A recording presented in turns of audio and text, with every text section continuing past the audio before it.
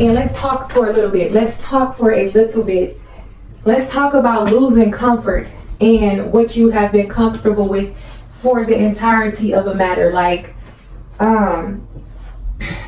regardless of what's going on, I know in this season of what God has been talking to me about and just basically speaking to me on, it's been so many things that I had to be able to release over to the Lord. Once I release it, once I let it go, once I actually, surrender it over, regardless of what it is, the desire is met between me and the Lord. And so I come to understand that there are the tension between the stretching, and then what the enemy wants to try to tempt you with. If you can overcome the hurdle, if you can get past the rejection, if you can get past those thoughts that makes you feel like you're trapped in like an adolescent mindset, that maybe you actually have the speed to overcome. You actually can endure. You actually can get towards the breakthrough or the blessing. You actually can accomplish. And so I want to let you guys know that it's in the stretching, it's in the things that you don't think that you could actually do, my God, that through the strength of Jesus Christ, okay, we denounce strife, okay, through the strength of Jesus Christ, that thing has become, my God, accomplished. It has already been done before. When anything has already been done before, it has a allotment in your mind to let you know that it could be done. Okay, it could be done. Even the things that you may have thought that is the most painful to overcome, baby, you can overcome it because it has been done before through Jesus Christ. He has carried the cross for all of us. He knows what pain looks like. He knows what stretching looks like. He knows what humbling. He has a humble heart. He knows what is needed for a breakthrough. There has been many seasons of our life that God has chosen to use in order for us to, my God, receive what he wanted us to understand in the new. I heard him say humbling blocks. And so these things strategically align for us to be able to come forth in a new and every which way that God allows for us to. And so when you're able to be, my God, let me say, through the breaking of a matter, through what has been broken in you, being mended, whatever you have been able to be used, when you're able to, my God, not stand humble before the Lord, maybe you're able to become renewed. God gave me the vision earlier of how Jeremiah, my God, he was introduced through his to his new name as his purpose self, as he went forth and obeyed the Lord, and he realized that he was the clay, and he could be the clay in the potter's hand. And so doing this, I understood that, wow, what God had intended to do through Jesus was to make us go forth and become, my God, anew, complete, from a standpoint of something that we could never do in our own strength. Which means now in life we have someone who's already gone ahead of us. If we actually choose him, if we actually surrender and submit to him, then we actually have leeway. We have the plan. We have the necessity in order to survive. We have every single detail already. It's positioned for us. If we can stay where we're supposed to be. And so if we stand firm on the rock in all of our decisions, we're able to get into the body's alignment through his attributes. We're able to hear him better. We're able to achieve the certain things of what we need. And see, when you don't worry about exterior portions of everything coming into the alignment of how you see fit through your own ways, then you move aside the enemy's plan.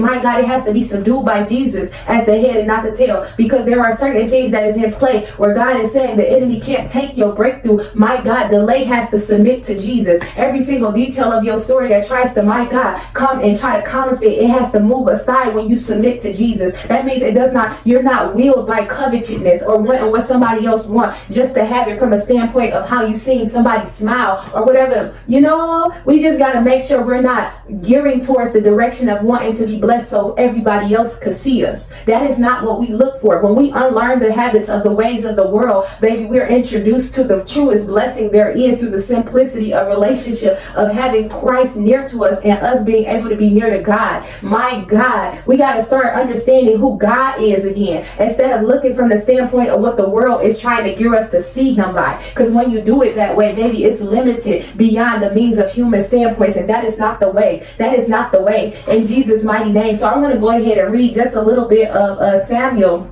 God is highlighted over here, 17. We're going to start at verse 16, he says, quick, he told them. Find David and urge him not to stay at the shallows of the Jordan River tonight.